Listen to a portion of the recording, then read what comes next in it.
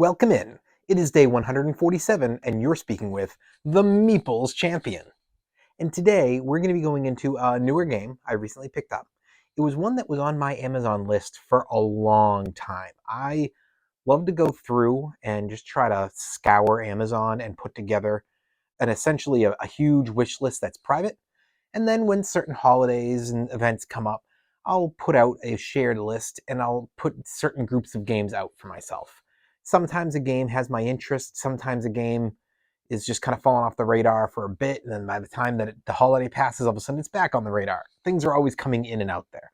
But I have over 100 games that have usually minimum on the list, just rotating, waiting to see, when is an event coming up, somebody might be interested in getting something for me, or when am I just intrigued and interested in grabbing something for myself and putting a new game in the collection. This game I just recently picked up, and it's definitely one that I am pumped to be playing. That game is Blue Moon City. So Blue Moon City is a 2 to 4 player game, and the concept of the game is you are putting out a whole bunch of random tiles on the board, and you are collecting these different cards. And as you move throughout, you're going to be able to move your person so many spaces, and then you're essentially trying to build up the requirements to then pay out to get a spot.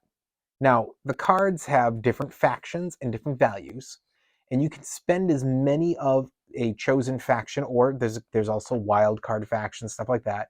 You spend as much as required for whatever the spot says is needed.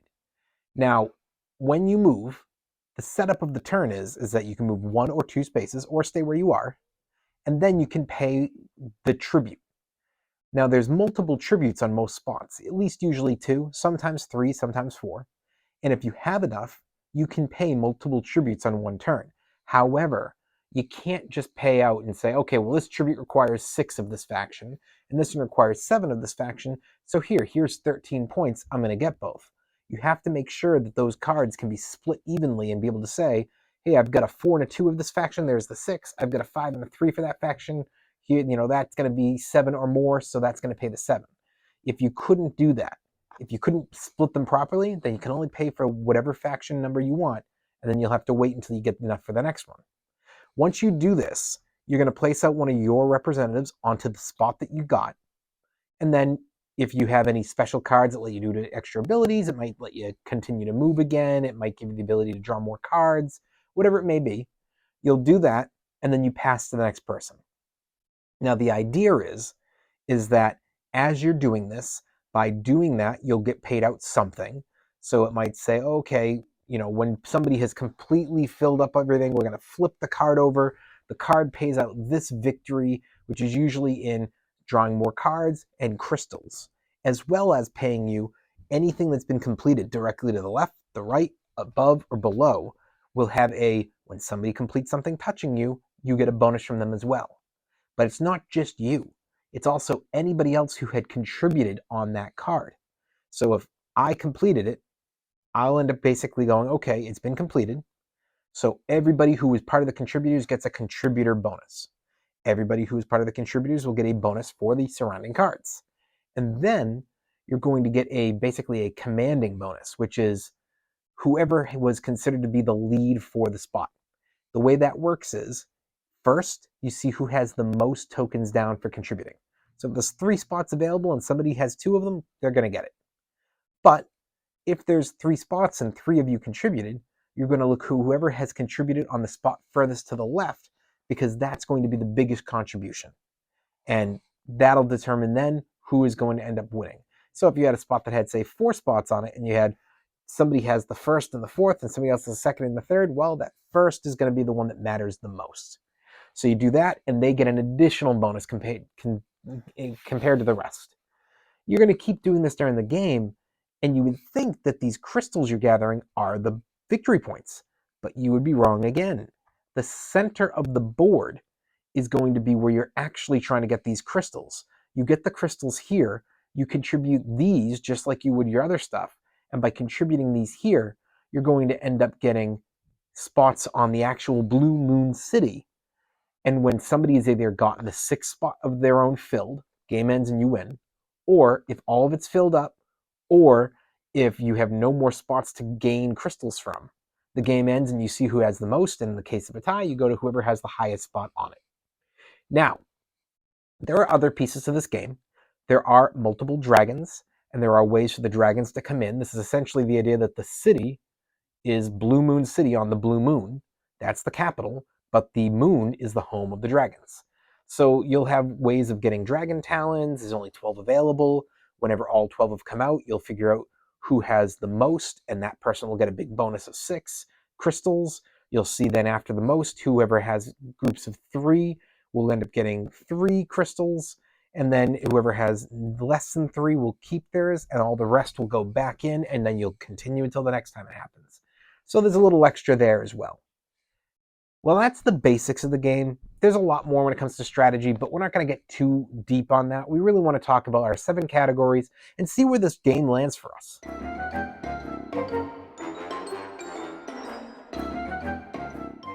When it comes to that art, the board is good. It's really good. I like the board. I think they do a good job of making it look unique. But this box is what sold me. This game got grabbed on for my attention by, I don't remember who it was, but one of the people from the Dice Tower ended up having it in their top 100. And so I grabbed my attention, I looked into it, and I really liked the look, and I loved the box. And every time I would forget about it, because it was on my list for over 5 years, I'd forget about it, and then as I'd scan through my stuff, I'd see it on my list, and I'd be like, man, I don't remember what it is, but I know that box is awesome. So I think the box is really what kept me on wanting this game. It's a big thumbs up on the art.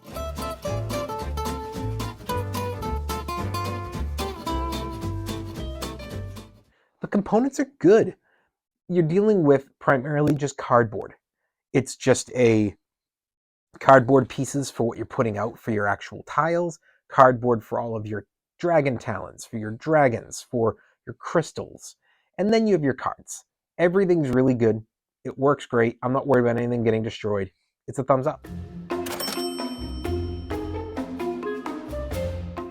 Your price. This game is not massively available. It's not that it's a rare game.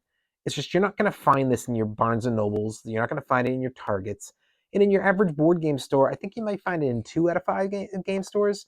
It's just not one of those games that's massively available. It's out there, but it's not wicked popular, so they just never overstocked it. And it's always online. I've never had an issue. Whenever I've looked in all those years it was on Amazon, it was always there with a price. It wasn't one of those, we had it available, but it's no longer there. It was always up for grabs. So it's a game that I think is available, and it's not too expensive. It's right in that 40 to 50 range. A few years ago when it first came out, I want to say this was always 50 to 55, but now it's more 40 to 50. And I think for what you're paying, even at max price, it's a great game. Thumbs up for me.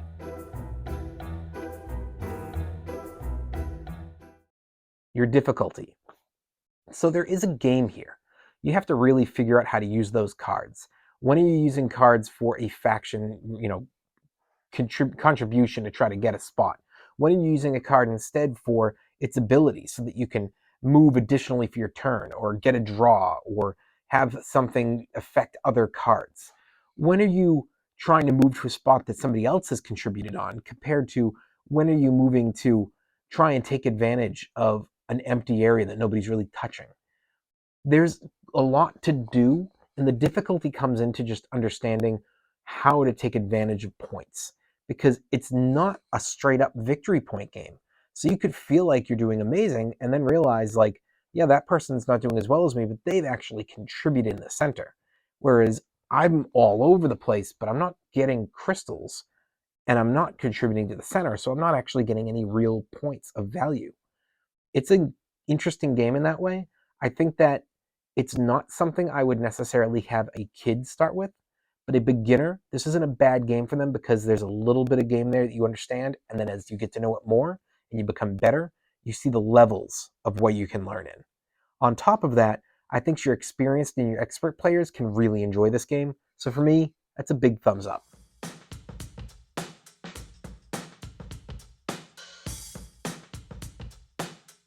Your replayability is, this is not a game I think you necessarily play twice in one night. I don't think that you can't. You definitely can. it's just not one that's necessarily on that list of my normal, oh, it's like 30 minutes or less, let's play it 2 or 3 times in a row. I think this game's going to take you about an hour, maybe an hour and a half for like a newbie or people who aren't regularly playing either games on a regular basis or this game very often. But I think an hour is a fair time frame, which means you could play this back to back. 2 hours is not an unfair amount of time. I think for me and my game group, if we were to pull it out, we could play this, finish in an hour, and say, oh, we have enough time, let's play it a second time.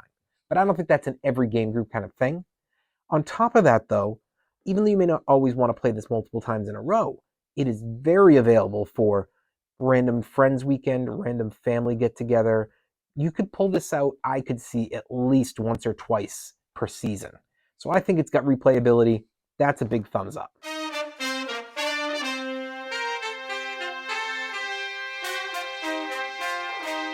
Your keys to victory, I mean, we already said it.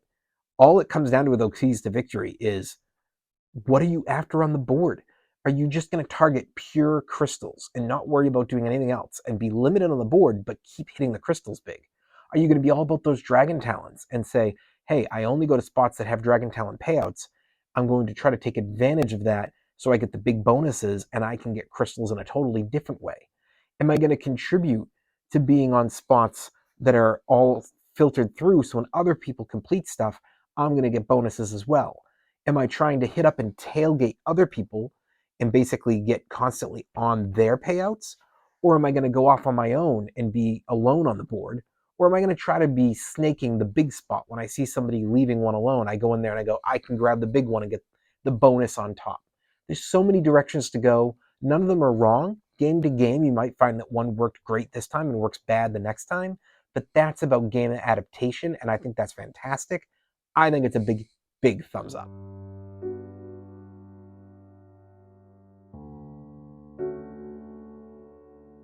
Finally is unique. I think this game is unique. When I first got it, I thought, is this going to be 5 tribes? We're just putting out the tiles in the same general idea how they did it. But then I realized, well, we're not doing the dropping of the meeples and, doing a mancala and moving through. So it's not quite that. Then I was like, oh, but we are doing all these payouts. So maybe, with the victory point payout in this way, it's kind of like playing these other games we've seen in the past where there's just a completion of points based on making buildings. I believe Tiny Towns works a little bit like that. Or even if you were to look at some of those smaller games like Fantastic Factory, something like that, but they're not points. They're just another version of money. It's basically, here's your bunches of money. And almost think of it like your different types of currencies in Europe. And when you do all that, you're not getting paid out victory points, you're getting paid out now a euro, a widely used payout for money all of Europe. But that's not your payout for your money either. Now you're using that to go buy something that the other ones couldn't pay for. So it's essentially a double money exchange. And that is extremely unique. The idea that you have to figure out how to take advantage of your multiple money incomes to then go find another money income that's above them but not useful except for the center game, which won't give you anything back in return. So you're just doing this hoping to snag levels so that you can eventually snag a victory. It's really cool and not something that I can really pinpoint another game having done. I'm sure there are examples that compete with this, but as of now, I just haven't seen it.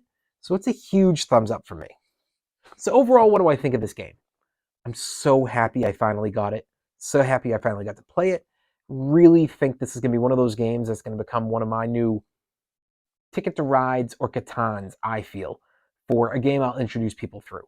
Because I don't think it's that difficult, but I think it has levels, and that's a difference.